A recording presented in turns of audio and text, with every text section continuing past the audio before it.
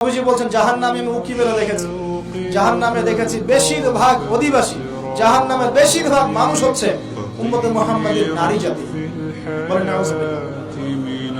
এই নারী জাতি মানে আমার বোন, আপনার মা, আপনার স্ত্রী, আমার বোন, আমার মা, আমার স্ত্রী, আমাদেরই তো। নারী কি আমাদের বাইরে?